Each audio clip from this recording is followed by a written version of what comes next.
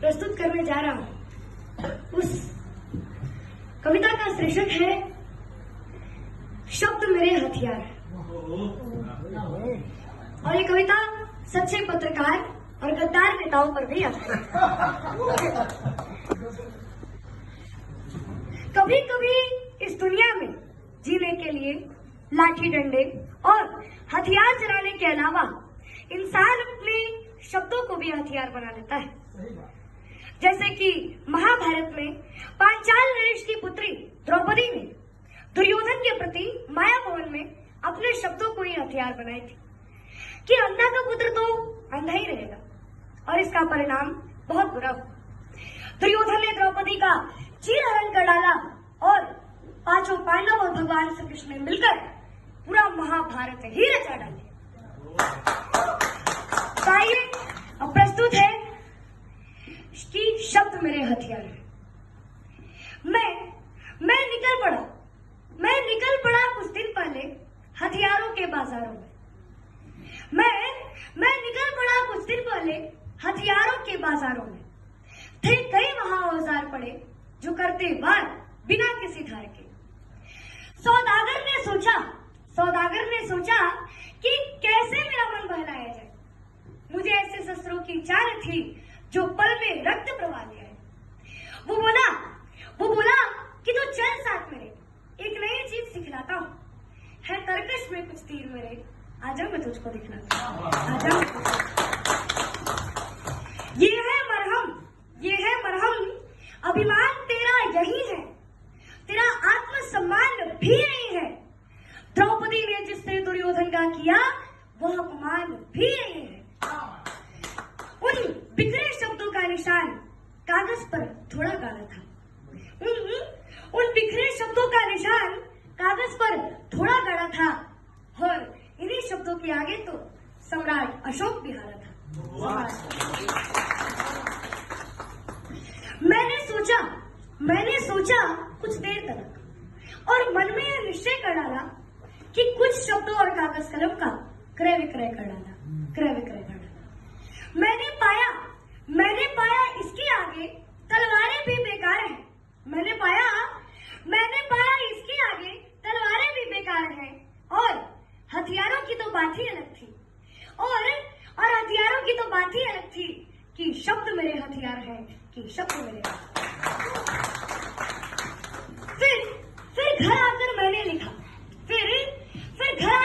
लिखा हर कोने में सड़कें बनती थी और कुछ पगडंडियां काले कोयले में जलती थी। मैंने देखी वो फटे एड़ियां जो कि मरहम को मोहताज थी, फिर भी कीचड़ में सनी हुई वो छिपा रही कई राज थी। कृषक यहाँ शूली पर लटका था। कृषक यहाँ शूली पर लटका था और मजे में साहूकार थे। मैं क्या करता, केवल लिख ही सकता था कि शब्द मेरे हथियार हैं, कि शब्द फिर गांव छोड़कर मैं आया दिल्ली के इन शमशानों में। अरे शहर नहीं शमशान था ये, और जहर भरी थी राहों में। मैंने देखी कुछ नई गाड़ियां गलियों में, चौबारों में, और ये भी देखा कि पैसा है, इंसान नहीं बेचा। तकनीकी ने घेर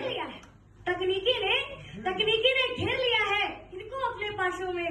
शायद थोड़ी ही जान बची थी इन चलती फिरती लाशों में।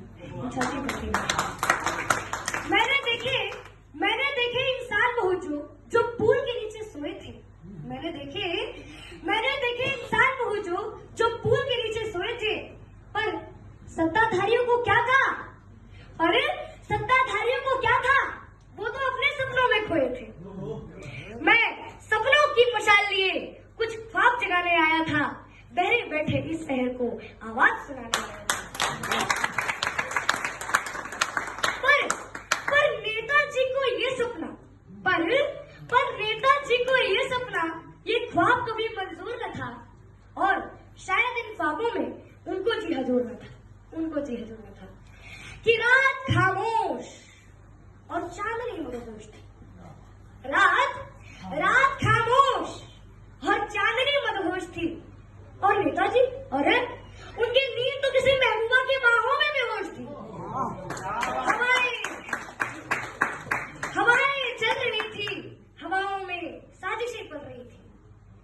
तभी दरवाजे पर एक दस्तक हुई और वे सारे अंदर दाखिल हुए।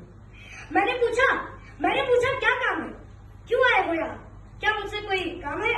वे बोले हम कठपुतली ये नेताजी का फरमान है। मैं भागा अपनी कलम उठाने, क्योंकि यही मेरी हथियार थी।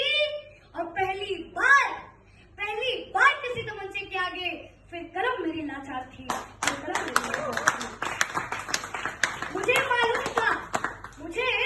मुझे मालूम था कि लाश मेरी किसी दिन किसी नाले में मिल जाएगी, पर नेताजी की यही थी मर्जी। पर नेताजी की यही थी मर्जी, फिर पुलिस भी क्या कर पाएगी? लेकिन फिक्र तुम बिल्कुल भी मत करना इस दुनिया के हालातों का। बारिश हर वक्त नहीं आती, वो आती है तब जब मौसम बरसातों का। अरे तुम भी लिखना इन नेताओं पे, अरे क्यों कातिल ये नेता गद्दार है? हर इन गद्दारों से क्या डरना जब शब्द तेरे हथियार है और जब शब्द मेरे हथियार है। जय हिंद, जय भारत, वंदे मातरम।